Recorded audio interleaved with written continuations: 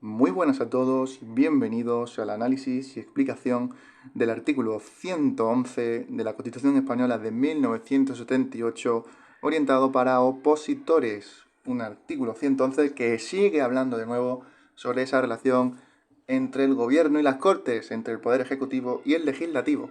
Y dice así el 111.1. El gobierno y cada uno de sus miembros estarán sometidos a las interpelaciones y preguntas que se les formulen en las cámaras. Para esta clase de debate, los reglamentos establecerán un tiempo mínimo semanal.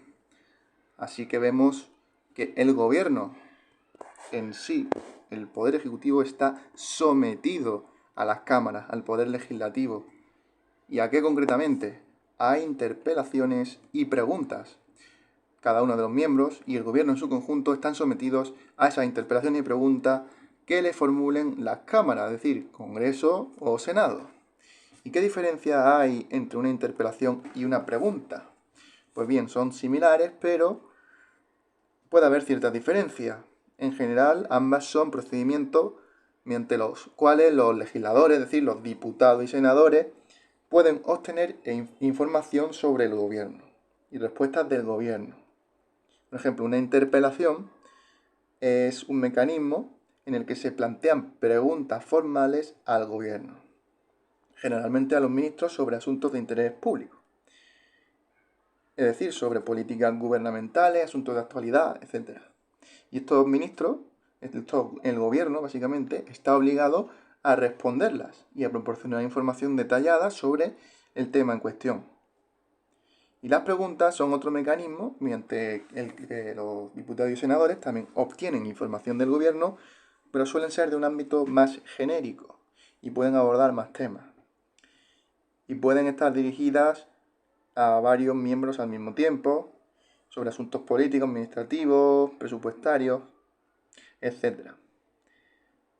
La diferencia principal entre ambas radica en la naturaleza de la cuestión y en el nivel de detalle requerido en la respuesta. Es decir, una interpelación parece como más específica que una pregunta. Bien, y para esta clase de debate, dice el 111, los reglamentos establecerán un tiempo mínimo semanal. Ojo con mínimo, que en el test pueden poner máximo, y no.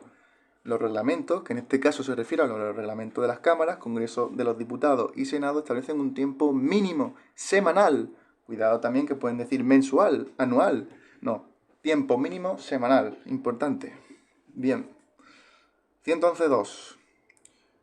Toda interpelación podrá dar lugar a una moción en la que la Cámara manifieste su posición. Así que vemos que parece como una rima. Interpelación, moción, posición, ¿vale? Interpelación puede dar lugar a moción en el que la Cámara manifieste su posición. Vemos que todo acaba en ción. Pues bien, ¿a qué se refiere este 111.2? Pues significa que una interpelación puede ser como el primer paso que conduzca a una moción. ¿Y qué es una moción? Pues es una propuesta formal presentada ante el Parlamento, es decir, Cortes Generales, para debatir y votar sobre un tema específico. Una interpelación puede dar lugar a una moción si después de recibir respuestas del gobierno, tras la interpelación, los legisladores, es decir, diputados y senadores, consideran necesario llevar el asunto a debate y votación. Es decir, si una interpelación es de tal trascendencia que los legisladores ven oportuno que se debata sobre ella y se vote además, para que haya un acuerdo. Así que eso sería lo que es una moción.